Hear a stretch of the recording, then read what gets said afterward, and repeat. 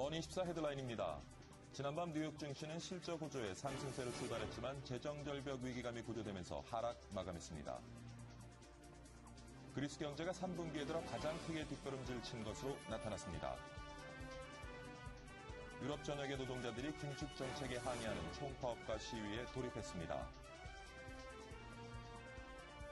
메가뱅크와 공공금융기관 민영화 계획이 사실상 무산되면서 핵심 계열사인 산업은행의 실적과 건전성이 크게 악화됐습니다.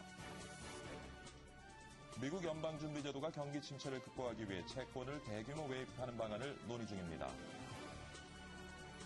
버락 오바마 대통령이 기업과 부유층으로부터 앞으로 10년간 1조 6천억 달러의 세금을 더 징수하는 방안을 추진 중입니다.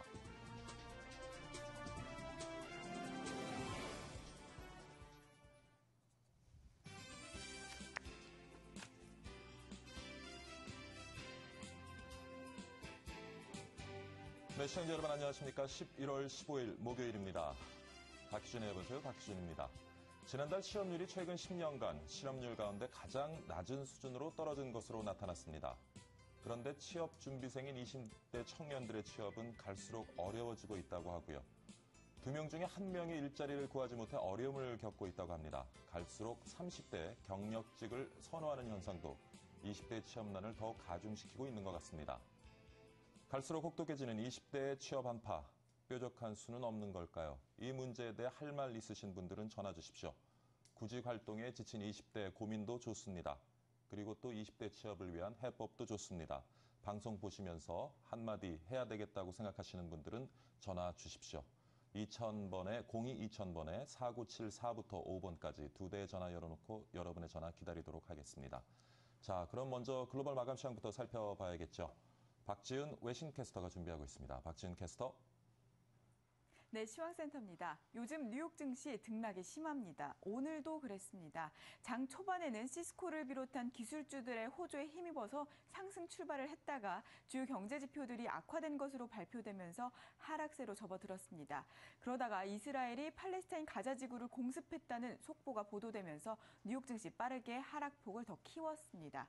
오늘 장중에 S&P 500 지수는 지난 7월 이후 가장 낮은 수준까지 떨어졌습니다. 종목별로 살펴보면 보잉이 큰 폭으로 내려갔고 뱅크 오브 아메리카와 JP 모건 체이스도 오늘 하락했습니다. 자세하게 보시겠습니다. 조금 전에 마감한 뉴욕 증시 상황입니다.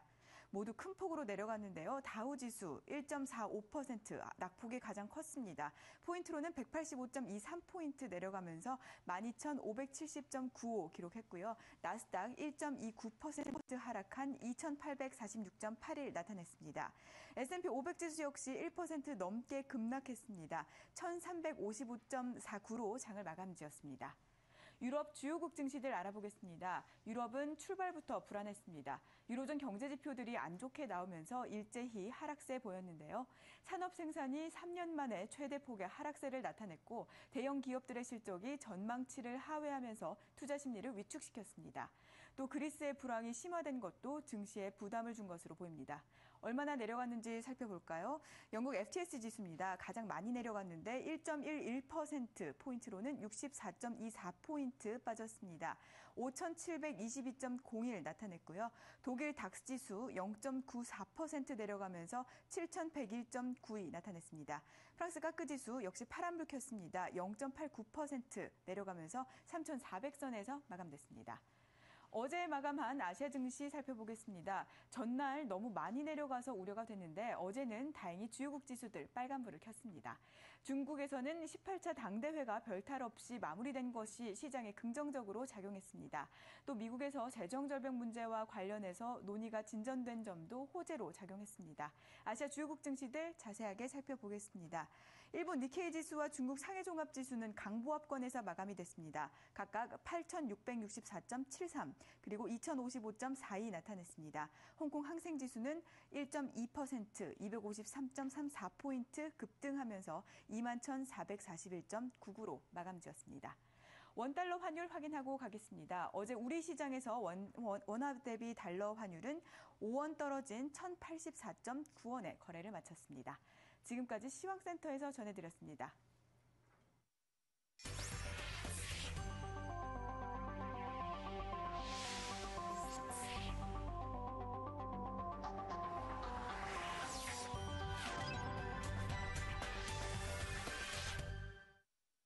네, 박지윤 외신 캐스터와 함께 글로벌 마감시장 살펴봤고요. 이번에는 매일경제 황미리 연구원과 함께 외신 살펴보도록 하겠습니다. 안녕하십니까, 연구원님? 네, 안녕하세요. 오늘 머리를 많이 올리셨네요. 네, 어제 제가 시청자분께 전화를 받았습니다. 네네. 그래서 머리를 묶은 게 더 낫다는 전화를 예. 받아서 한 번 더 높이 올려봤는데요. 네. 또 누가 내리는 게 낫다고 전화 주시면 내리겠네요. 네, 시청자와 소통하는 그런 방송이 되도록 노력하겠습니다. 좋습니다. 네. 자, 오늘은 어떤 소식 준비하셨습니까? 네, 제가 이제까지는 계속 아시아에 대한 좋은 뉴스들만 계속 보도를 해드렸는데요. 네. 사실 어젯밤에는 몇 가지 약간은 나빠 보이는 소식들이 들어와 있습니다. 그럼에도 불구하고 잘만 이용한다면 분명히 경제적인 우위를 차지할 수 있는 이런 뉴스들이기 때문에 한번 준비해봤는데요. 예. 교수님, 지난해 태국 홍수 기억하십니까? 네, 기억하고 있습니다. 네, 이제 태국에 홍수가 나서 많은 분들이 이제 이동도 못 하시고 많은 제조업들이 문을 닫는 상황이 되었었는데요. 이런 아시아의 자연재해들이 굉장히 많이 늘어나고 있어서 경제 성장을 막고 있다라는 뉴욕타임즈의 기사가 있었습니다. 예. 네, 연간 190억 달러의 손실을 내는 이런 자연재해들이 있다고 하는데요. 이런 아시아 국가의 자연재해는 아프리카의 4배, 그리고 유럽과 북미 지역의 25배에 달한다고 합니다. 어떤 이유에서 그렇게 좀 손실이 더 큰지요? 네, 보통 개발도상국이라던가 이제 아시아들은 빨리빨리 개발이 되기 때문에 빨리 도시화가 되고 그러면서 산림을 파괴하게 되면서 어떤 자연재해들이 굉장히 많이 노출이 되어 있고 자연재해가 왔을 때 그만한 시설들이 받쳐줄 만한 시설들이 준비가 안 돼 있어서 자연재해가 심하게 일어나는 것으로 밝혀졌습니다. 네. 근데 여기에 대해서 무슨 좋은 뉴스가 있을 수 있겠느냐라고 여쭤보실 수 있는데요. 지금 이런 자연재해 때문에 지금 1달러를 투자를 하면 나중에 4달러를 아낄 수 있는 상황이라고 나와 있어요. 그렇기 때문에 지금 바로 자연재해에 이제 뭐 막는 그런 시설물들을 설치할 때가 아닌가, 이것에 대해 또 개발할 때가 아닌가라는 분석들이 많이 나오고 있습니다. 여기에 투자하신다면 분명히 곧 빠른 시일 내에 이익을 많이 보실 수 있을 것 같습니다. 조금 전에 태국 홍수 얘기를 하셨는데 네. 최근에서 이제 태국이 수자원 관리를 위한 대형 토목 사업을 진행을 하면서 이제 한국 업체들한테도 참여할 수 있는 많은 기회가 되고 있는 것 같아요. 네, 그렇습니다. 그래서 분명히 재난이라는 것이 많은 피해를 가져두긴 하지만 또 기업들에게 또 다른 기회가 되지 않나 하는 생각이 됩니다. 네, 맞습니다. 자, 두 번째 소식은 뭡니까? 네, 두 번째 소식은 바로 이산화탄소 배출량에 대한 뉴스입니다. 네. 세계 이산화탄소의 배출량이 2.5%가량 늘었다는 뉴스가 있는데요. 바로 로이터 통신이 보도한 바 있습니다. 총 340억 톤의 CO2, 이산화탄소를 배출했다고 하는데요. 네. 중국이 89억 톤으로 1위를 차지했고요. 예. 미국이 60억 톤으로 2위, 그리고 인도가 18억 톤으로 3위, 러시아가 17억 톤, 일본이 13억 톤, 독일 8억 400만 톤, 그리고 7위의 한국이 3,900만 톤을 배출했다고 합니다. 사실 전 세계적인 경제 위기가 닥쳤던 2009년도에는 이런 이산화탄소 배출량이 약간 감소했다고 하는데요. 예. 그럼에도 불구하고 그 이후로는 지속적으로 성장을 하고 있습니다. 이런 식으로 계속 가다 보면 2020년에는 20%가량이 늘어난 400억 톤이 될 것이라는 분석이 나와 있는데요. 심각하군요. 네, 그렇습니다. 독일 재생가능에너지 산업연구소는 각 나라에서는 이산화탄소 배출량을 기후보호장소 및 재생가능 에너지로 투자를 연계해야 한다고 발표를 했습니다. 이에 따라서 재생에너지나 또는 이런 기후보호 장비 같은 것들에 대한 투자가 활발히 이루어질 것 같습니다. 네. 이번에 사실 미국 대선에서 재선된 오바마 대통령도 신재생 에너지에 네. 대한 중요성을 많이 강조를 했죠. 네네. 그것이 또 기업들에게는 또 기회가 될 수 있을 것 같습니다. 네, 그렇습니다. 네. 마지막 소식은 어떤 소식 준비하셨습니까? 네, 두 가지 살짝 우려스러운 소식을 제쳐두고 마지막은 조금 많은 사람들이 원하시는 뉴스라고 해야 되나요? 그런 뉴스를 한번 준비를 해봤습니다. 네. 많은 회사원들, 특히 직장인들이 하고 싶은 말, 회사한테 하고 싶은 말을 하버드 비즈니스 리뷰가 대신해주고 있습니다. 바로 유능한 직원들을 계속적으로 이끌어 나가기 위해서는 기업이 어떻게 행동을 해야 하는가라는 뉴스인데요. 사실 계속 오늘 초반에도 말씀하셨다시피 취업난이 계속되고 있다라는 말씀을 하셨잖아요. 그렇죠. 근데 일부 기업들에서는 사실 원하는 인재를 찾기 어렵다는 그런 목소리를 내고 있습니다. 그래서 아마 30대 기존에 이제 경력이 있는 분들을 많이 뽑게 되는 것 같은데요. 또 유능한 인재를 키워냈다 하더라도 나중에 다른 곳으로 빼앗긴다는 인식들이 굉장히 셉니다. 그렇기 때문에 인재를 계속해서 유지하기 위해서 이런 5가지 방법을 지키면 된다고 하버드 비즈니스 리뷰는 얘기하고 있는데요. 어떤 방법입니까? 네, 첫 번째는 직원들에게 책임감을 부여해야 한다는 말입니다. 바로 기업이 직원을 믿는다는 증거로서 책임감을 부여를 해야 된다는 말인데요. 네. 사실 책임감이 주어지지 않을 때가 많이 있죠. 뭐 그러면 사실 직원들은 일을 그만큼 덜 하게 되는 편이기도 하고요. 그래서 서로 윈윈하기 위해서는 책임감을 부여하는 게 맞는 것 같습니다. 또 두 번째는 직원들을 존경하라라고 나와 있습니다. 바로 기업으로부터 높이 평가되고 있음을 직원이 인식을 하게 되면 그만큼 애사심도 높아지고 일도 열심히 하게 된다는 이야기인데요. 또 세 번째는 수익을 나눠라.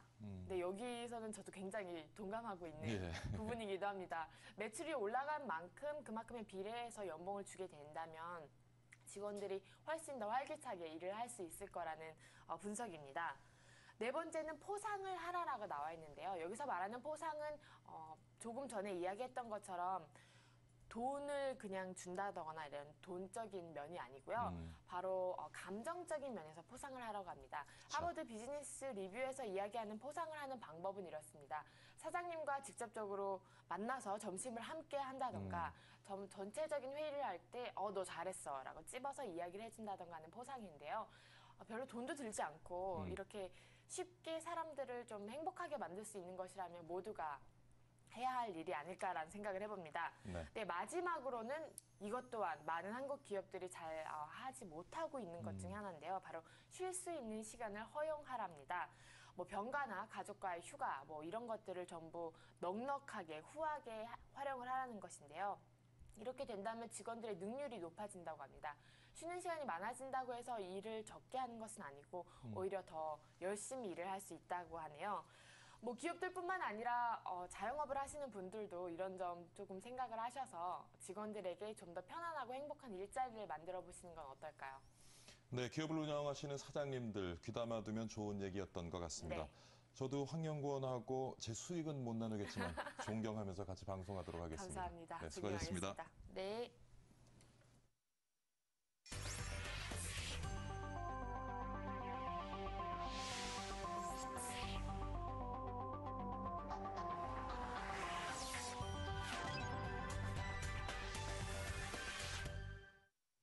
네, 톡톡 튀는 글로벌 외신 살펴봤고요. 혹시 방송 보시면서 시청자 여러분 궁금한 점 있으신지요? 또는 평소에 갖고 계신 고민거리 있으신 분들 전화 주십시오. 청년 실업에 대한 고민 함께 나눌 분도 좋습니다. 시청자가 건다 02-2000에 4974에서 5번까지 2대의 전화 열어놓고 여러분의 전화 기다리도록 하겠습니다. 자, 이번에는 우리 오늘 시장의 투자 전략을 세워보는 시간입니다. 신영증권의 윤경수 차장 스튜디오에 나와 계십니다. 안녕하십니까? 네, 안녕하세요. 네. 이른 아침 나오시느라고 수고 많으셨습니다. 예. 먼저 저 새벽에 마감된 뉴욕 증시하고 유럽 증시 좀 살펴봐 주시죠. 네, 뉴욕 증시, 유럽 증시가 좀 큰 폭으로 하락세를 보여가지고 지금 좀 걱정이 좀 되긴 합니다. 예. 뭐 자고 일어나서 내가 유명해졌다 이런 영화가 있는데 자고 일어나 보니까 너무 하락세가 크게 보여가지고 좀 우려가 되는데 아무래도 이스라엘의 폭격 소식이 좀 크게 부각이 된 것 같습니다. 그래서 예. 그런 이스라엘의 가자지구 공격이었죠. 그래서 사망한 부분이 있어서 이 부분이 아무래도 크게 부각이 됐고 역시나 재정 절벽 내용이 아무래도 크게 좀 같이 부각이 되면서 주가를 하락으로 이끌었다 이렇게 볼 수가 있겠는데요. 뉴욕 증시 뭐 1% 넘게 빠졌습니다. 다우존스가 전일 대비 185.23포인트나 내렸죠. 그래서 12,570 지금 13,000 위에서 13,000을 돌파하지를 못하고 13,000 밑에서 지금 계속 움직이고 있다는 자체가 지금은 좀 분위기가 좋지 않은 분위기로 계속 가고 있다 이렇게 볼 수가 있는데요. 3차 양적 완화 정책에 대한 내용이 어느 정도는 소멸된 이런 부분이라고 좀 볼 수가 있어서 이런 부분들이 좀 부각이 돼야 되는. 지금 오바마 대통령은 계속적으로 그 재정 절벽 해결을 위해서 뭐 재계나 노동계를 만나고 돌아다니고 있는데 그리고 여론을 형성하고 있죠. 압박 카드를 공화당은 압박 카드를 만들고 있는데도 불구하고 그런 내용이 소멸되고 오히려 악재가 좀 올라오면서 분위기가 좀 안 좋게 이에 따라서 유럽 증시 역시도 같이 동반 하락하는 이런 모습을 보여줬기 때문에 이런 부분들은 아무래도 지금 국제적으로 그다음에 글로벌 경기적으로는 좀 좋지 않은 내용 그리고 소매 판매가 미국이 소매 판매 지수가 좀 줄었다는 부분이 좀 좋지 않은 부분이거든요. 소매 판매 지수가 계속 미국의 경제 지표가 좀 지속적으로 살아나고 있고 홈디포라는 그 회사가 있는데 주택 관련된 뭐 부품을 파는 회사거든요. 예. 근데 홈디포가 이틀 전 화요일이었죠. 화요일 날은 3% 이상 상승폭을 키워갔거든요. 그 이유 중에 하나가 아무래도 경제 지표가 살아나고 주택 지표가 살아나면서 이런 부분들이 홈디포에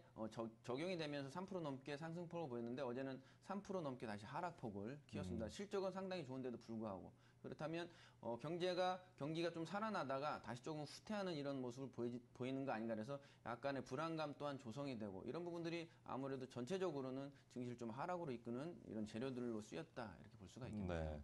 사실 뭐 중동 지역의 긴장 그리고 이제 재정 절벽에 대한 우려 이런 것들로 해서 뉴욕 증시, 유럽 증시 좋지 않은 모습을 보였는데 사실 지금 계속해서 재정 절벽 얘기를 하고 있습니다만은 네. 연말까지 좀 재정 절벽에 대한 이슈는 계속 얘기가 되겠죠. 네, 아무래도 근데 사실 지금 많이 선반영되지 않았는지요? 맞습니다. 교수님 예, 예. 말씀대로 선반영은 이미 돼 있습니다. 예. 그래서 그러니까 재료가 없다 보니까 그런 악재들이 계속 눈에 띄는 거거든요. 그래서 제가 지난번에 한번 잠깐 표현을 그렇게 했는데 어떤 분은 바둑알로 표현을 하는데 저는 예. 이제 쌀로 표현을 좀 해드렸었거든요. 예, 쌀을 예. 검사할 때 이렇게 한 움큼 집어서 검사를 하게 되면 쌀 겨가 안 벗겨진 쌀이 있고 쌀 겨가 벗겨진 쌀이 있는데 쌀 겨가 벗겨진 쌀이 훨씬 많고 예. 쌀 겨가 안 벗겨진 쌀 한 몇 개밖에 안 되는데 안 벗겨진 쌀이 더 눈에 잘 띄거든요. 예. 그게 악재거든요. 그러니까 호재가 많은데 그 호재보다도 악재가 더 눈에 띄니까 교수님 말씀대로 그런 악재를 너무 보다 보니까 너무 선반영돼 있고 그런 우려가 계속적으로 나온다 이렇게 볼 수가 있거든요. 호재도 상당히 많긴 하거든요. 뭐 중국의 지금 정권 이양이 안정적으로 이양이 됐고요. 예. 또 오바마 재선이 됐고요. 그래서 3차 양적 완화 정책, 3차 양적 완화 정책이 연속성을 띌 수도 있고요. 그리고 그리스 국채도 발행 성공을 했고요. 40억 유로. 그래서 16일 날 돌아오는 50억 유로에 대해서는 이미 자금이 확보가 됐고 이런 부분들이 호재도 있는데 이런 재정 절벽이라는 문제가 악재로 작용하면서 재정 절벽 문제는 이미 오랫동안 나왔던 얘기거든요. 예, 근데 그렇죠. 계속적으로 부각이 되고 있는 상황이라서 이 재정 절벽은 오바마나 롬니나 후보 시절에 둘 다 해결을 하자 이거였었거든요. 공통점은. 그리고 공화당이나 민주당 얘기가 좀 다르긴 한데 반대 입장은 아닙니다. 근데 이제 반대라고 자꾸 얘기가 이제 표현이 되는데 공화당은 재정을 줄이자. 줄여서 이 재정 절벽을 넘어가자 이거고 오바마는 부자에 대한 증세를 하자. 그래서 돈을 좀 늘리자 이쪽이거든요. 이쪽은 돈을 줄이고 이쪽은 돈을 늘리자 이쪽이라서 반대 얘기는 아니고 어느 정도 해결은 가자 이런 얘기거든요. 그래서 조금은 너무 교수님 말씀대로 너무 선반영이 돼 있다 이렇게 좀 말씀드릴 수가 있겠네요. 자, 뭐 내년 초에 재정 절벽 문제 해결될 때까지는 계속 우리 증시의 불확실성을 높여주는 요인으로 작용을 할 것 같습니다.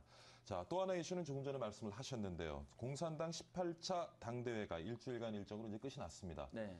좀 뭐 우리가 눈여겨야 할 내용들이 있습니까?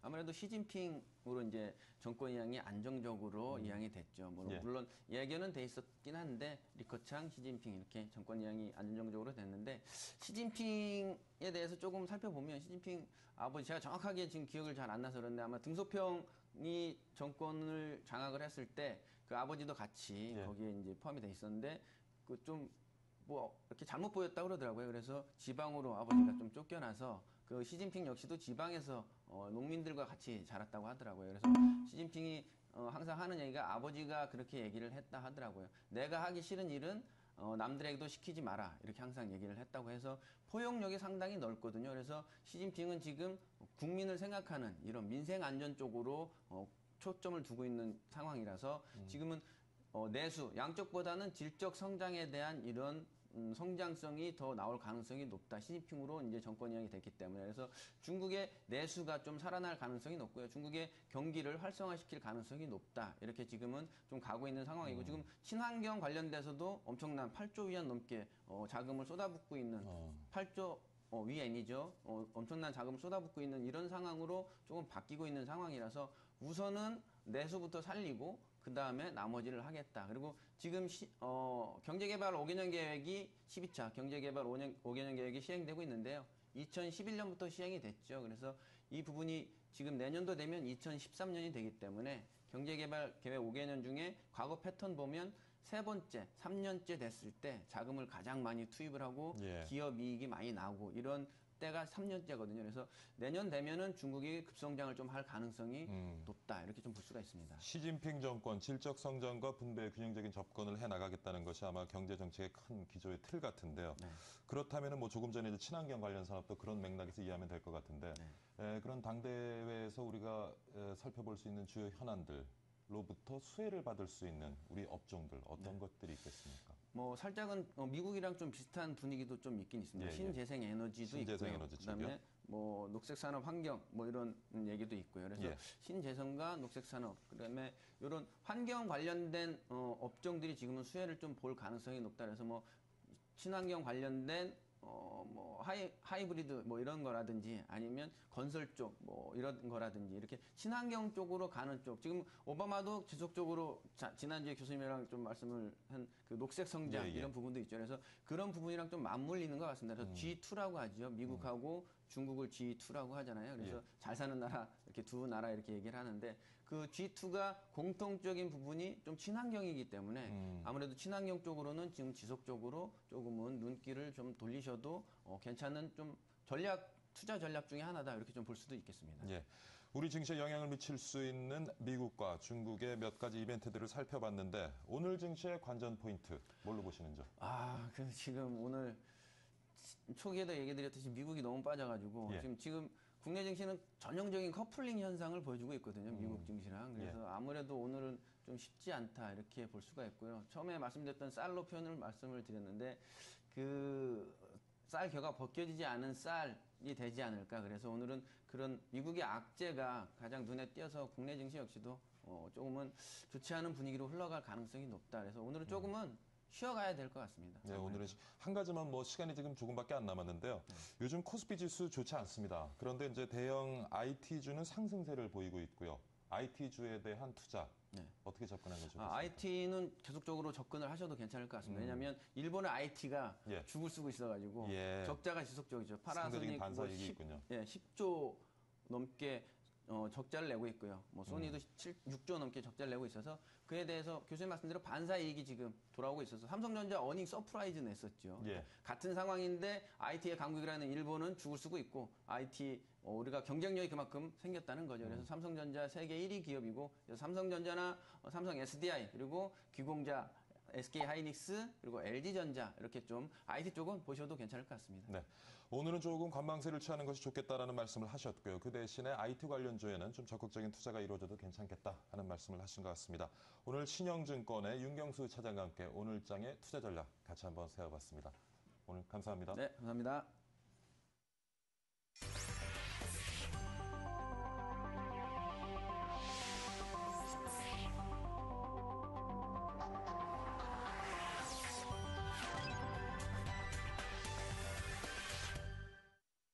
네, 박희준의 여보세요 1부 마치도록 하겠습니다. 잠시 후 2부에서는요, 그제부터 지금 연속 기획으로 다루고 있죠. 벌써 이제 박근혜 후보 그리고 문재인 후보의 경제 관련된 대선 공약들 살펴봤고요.